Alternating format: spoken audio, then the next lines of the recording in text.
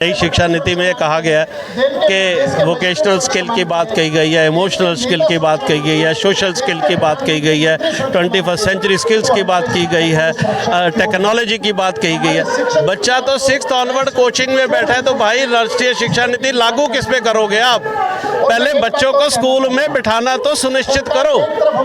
बच्चा तो स्कूल में है ही नहीं, 6th ऑनवर्ड बच्चे कोचिंग में जा रहे हैं, तो किसका स्कूल में सुधार करोगे? शिक्षा नीति किसका सुधार करेगी, आप ये बताइए।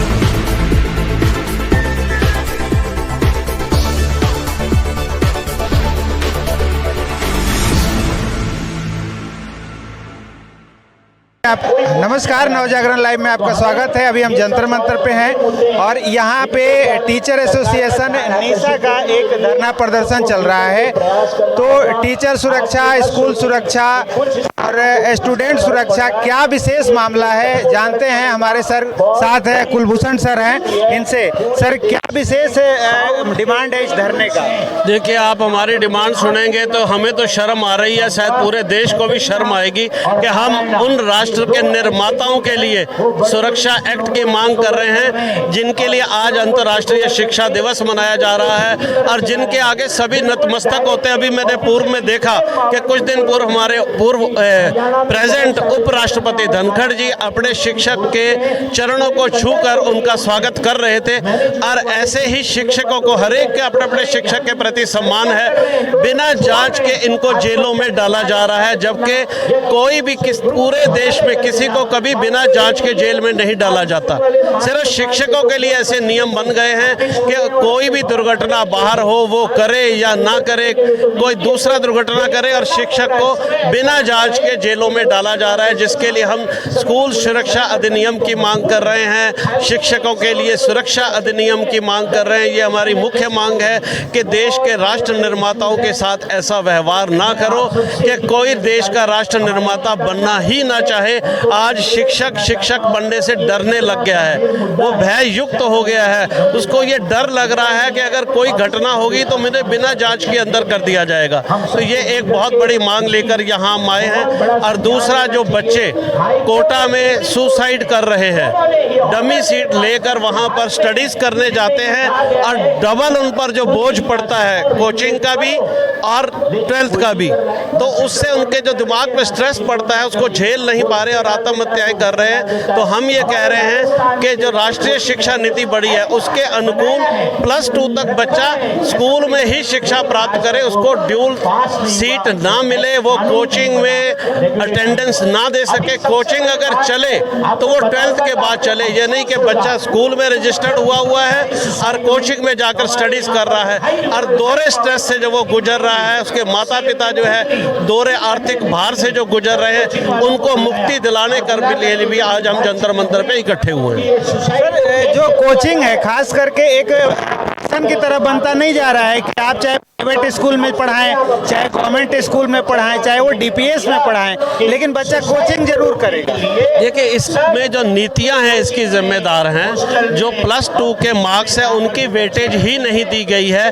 अगर आप 80% उनको वेटेज देंगे या 70%, कुछ भी एक बड़ी वेटेज उनको देंगे, तो लोग कोचिंग की तरफ जाएंगे ही नहीं। लेकिन ऐसी नीतियां बनाई गई हैं कि कोचिंग फले फूले, सरकार को उनसे टैक्स मिले और पेरेंट्स की जेब से पूरा पैसा लुटे, बच्चों पर और पेरेंट्स पे आर्थिक बोझ पड़े, वो स्ट्रेस में जाए, पंखों में लटक कर आत्महत्या करें। और आप कोचिंग में जाकर देखें कि उसका सक्सेस रेट कितना है, 1 से 2%। यानी लाखों बच्चे जाते हैं और 1 से 2% बच्चे जो है वो ही उत्तीर्ण होते हैं। तो बाकी सब बच्चों का भविष्य जो है वो अंधेरे में जो है पड़ जाता है। इसलिए कोचिंग इंडस्ट्री को रेगुलेट करना बहुत ज़रूरी है, डमी सीट्स को रोकना बहुत ज़रूरी है। और इसके लिए अगर कोई जिम्मेदार है तो सिर्फ और सिर्फ CBSE इसके लिए सबसे ज़्यादा जिम्मेदार बोर्ड है। CBSE ने एक अनाज मंडी की तरह व्यवहार करना शुरू कर दिया है कि जहाँ से पैसा आता आए, उसको बच्चों की फिक्र ही नहीं है, जबकि उसका काम है अच्छी परीक्षा कराना। वो ऐसी परीक्षा कराए, ऐसी परीक्षा का सेट जो है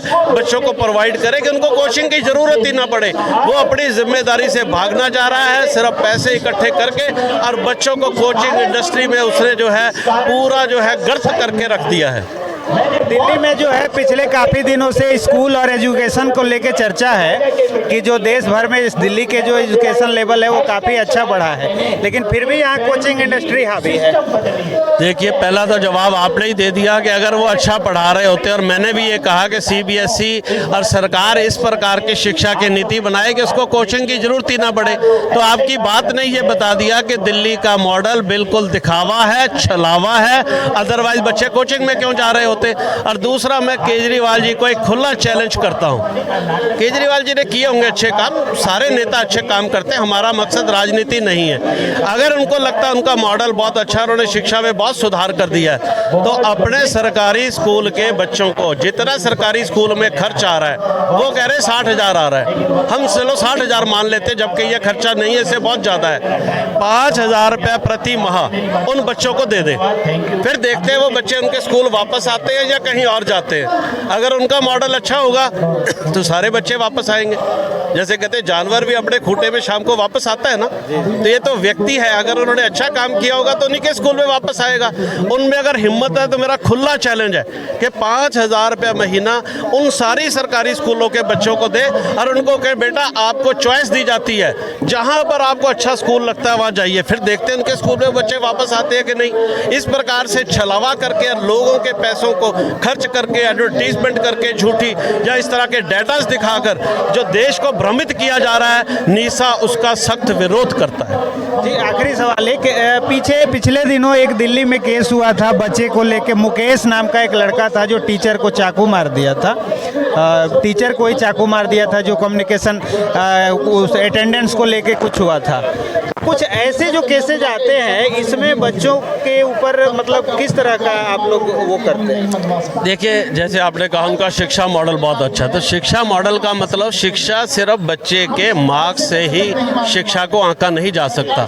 वहाँ पर टीचर किस क्वालिटी के हैं, टीचर का सम्मान कैसे हो रहा, मॉरल वैल्यूज़ की भी तो बात है। अगर बच्चे टीचर की मॉरल वैल्यूज़ के, उनके बच्चों के अंदर मॉरल वैल्यूज़ है ही नहीं और अपने टीचर्स वो चाकू मार रहे हैं, तो वो कैसा शिक्षा मॉडल है? इसका मतलब शिक्षा मॉडल में ही कहीं ना कहीं कमी है। तो ये जो सरकारें इस तरह की बातें कर रही हैं, इसी बात को लेकर यहाँ हम इकट्ठे हुए हैं कि शिक्षकों का सम्मान भी बहाल होना चाहिए और शिक्षा का ओवरऑल, जैसे बच्चे का ओवरऑल डेवलपमेंट की बात हो रही है, शिक्षा को भी पूरे बड़े नज़रिए से देखना चाहिए। कैसे शिक्षक की अपग्रेडेशन होगी, कैसे शिक्षक का सम्मान होगा, कैसे शिक्षक सुरक्षित होगा, कैसे बच्चे को कोचिंग में ना जाना पड़े, उसको कम के कम पैसे में अच्छी शिक्षा मिले, उसको कोचिंग का सहारा ना लेना पड़े।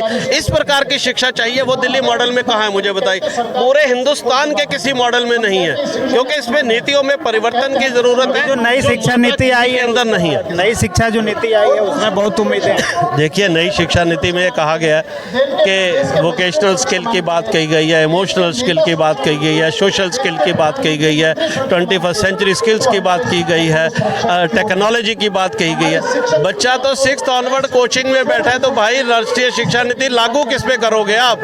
पहले बच्चों को स्कूल में बिठाना तो सुनिश्चित करो। बच्चा तो स्कूल में है ही नहीं, 6th ऑनवर्ड बच्चे कोचिंग में जा रहे हैं, तो किसका स्कूल में सुधार करोगे? शिक्षा नीति किसका सुधार करेगी आप ये बताइए? किस पे लागू होगी? लागू तो होगी नहीं, वो तो कोचिंग में बैठा है। तो यही हम कहने आए हैं कि कोचिंग को रेगुलेट करें, बच्चों का स्कूल में बैठना सुनिश्चित करें, ताकि राष्ट्रीय शिक्षा नीति जिसके सहारे मोदी जी कह रहे देश को 2047 में विश्व गुरु बनाना है, ऐसे नहीं बनेगा। बनेगा तब पहले बच्चों को स्कूल में बिठाना सुनिश्चित कीजिए। शिक्षक का वो सम्मान लेके आइए, जब देश विश्व गुरु था, जो सम्मान उस समय शिक्षक का था वो वापस लाइए, और वो मॉरल वैल्यूज भी उन बच्चों के अंदर वापस लानी पड़ेंगी जब विश्व गुरु के समय बच्चों में थी। वो बिना शिक्षक के नहीं आ सकती हैं, बिना नीतियों के परिवर्तन के नहीं आ सकती हैं। तो हमारे इसीलिए आज यहाँ पर हम धरना देने आए हैं, मोदी जी तक अपनी बात पहुँचाने आए हैं कि मोदी जी आप अच्छा कार्य कर रहे हैं, लेकिन आपने नीति तो बना दी, लेकिन उस नीति को लागू जो किया जा रहा है वो सही ढंग से लागू नहीं है। देश में नीति फर्श पे धाराशाही हो रही है धरती पे, आप उसको बचा लें, तभी भारत विश्व गुरु बन पाएगा।